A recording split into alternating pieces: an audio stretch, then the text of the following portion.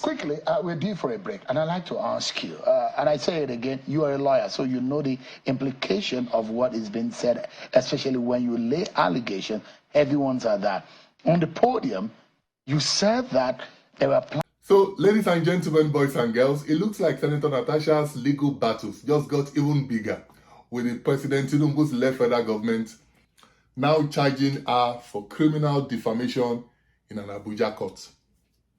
So according to newspaper reports, the Kogi Senator has been charged over an allegation that the Senate President Godswill Akpabio and former Kogi State Governor Yahaya Bello conspired to assassinate her. The Department of Public Prosecutions of the Federation, Federal Ministry of Justice, filed the charges against her on May 16th at the FCT High Court in Abuja. MB Abubakar, the director of DDPF, who signed the charges, stated that the senator made the assassination imputation knowing or having reason to believe that it would harm the reputation of Messrs. Akpabio and Bello. She was charged under Section 391 of the Penal Code Law, Cap 89, Laws of the Federation 1990, which criminalizes imputations made with the intent or knowledge that they could harm a person's reputation. If convicted, Mrs. Akpoti-Uduaghan faces up to 2 years in prison, a fine, or both as prescribed by law. So according to court papers seen by this newspaper, she made the remarks on the 3rd of April while she appeared on Channels Television's Politics Today. I combed through that channel's interview referred to in that lawsuit, and this is the exact part where the government wants her to defend. Watch. Quickly, we're due for a break, and I'd like to ask you, and I say it again, you are a lawyer, so you know the implication of what is being said, especially when you lay allegations, heavy ones are that. On the podium, you said that there were plans to kill you, and that the plan was not to kill you in Abuja, but to kill you right there in Kogi State. I'm very certain that you know the magnitude of that allegation, and you know what could become of that if it's not ironclad in evidence. Suing, I'm glad you did affirm that I'm a lawyer. And even if I'm not a lawyer, I'm a sane individual. And I do stand by what I said. It was part of the meeting, the discussions Akpabio had with Yahaya Bello that night to eliminate me.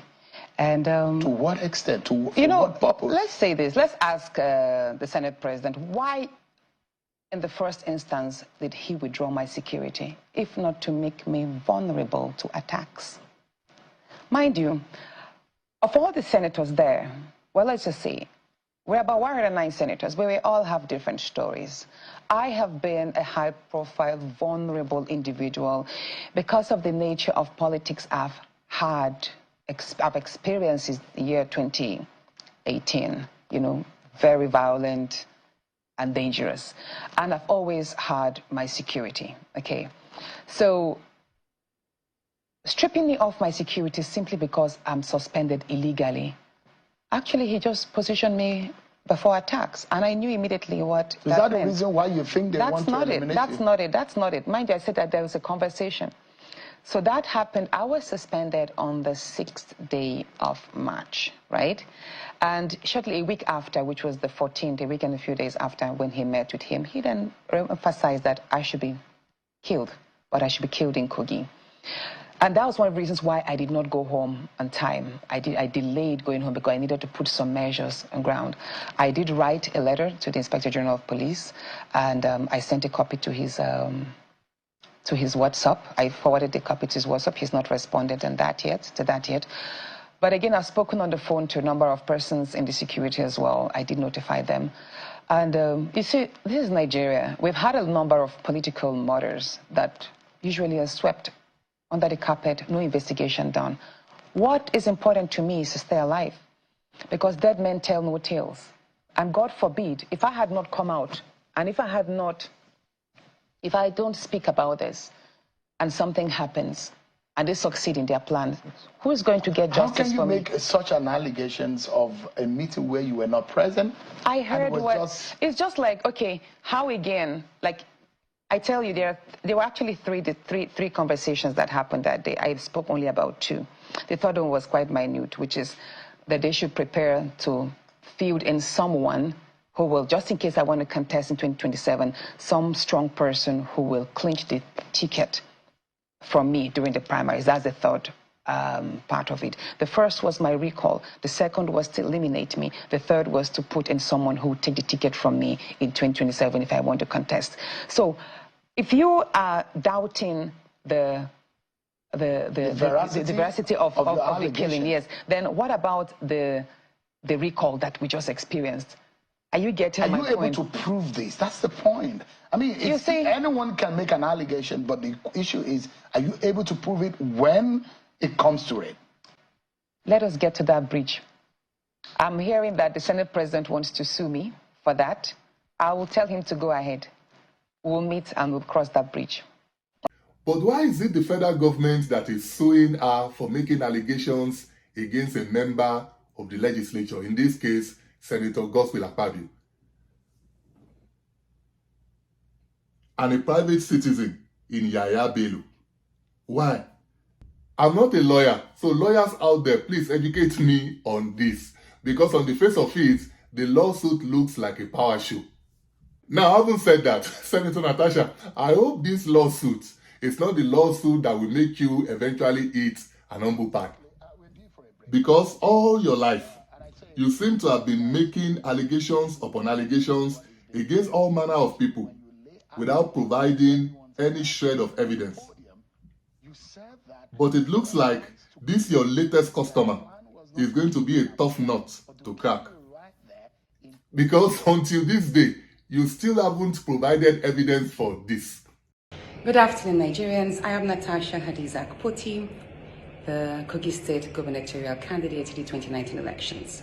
It's an honor to be connected with you and to be given a chance to clarify some issues that came up during the face-off between Mr. Reno Omokri and myself. I did lay some accusations against him of being flirtatious towards me at the May 2014 state banquet dinner held in honor of President Uhuru Kenyatta. And even for this one. Then we all moved to his house in Uyo, which was about 8 p.m. And he held my hand and said he wanted to show me around his house. My husband was walking behind us. Just three of us were walking around from room to room. And then I noticed that he hastened his pace while still holding my hand. And my husband was behind, still on his phone, but he was catching up whenever he could. And then he got to this particular sitting room, and he said, "Do you like my house?" I said, "Of course, sir. Every room, beautiful, nice interior, quality taste." He said, "Now that you're a senator, I'm going to create a time for us to come spend quality moments here. You will enjoy it."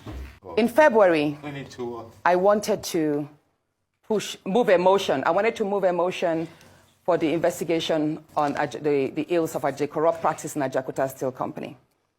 I listed that motion 5 times. I went to him in his office, and I said, "Senate President, you know how important this Ajakuta Steel Company to me is." He then said, "Natasha, I'm the chief presiding officer of the Senate.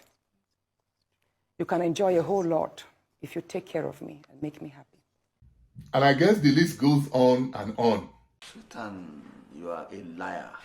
So I'm going to make a prediction, which is something I don't normally do. But on this case, I'm predicting that Senator Natasha is going to publicly apologize to the federal government on this matter.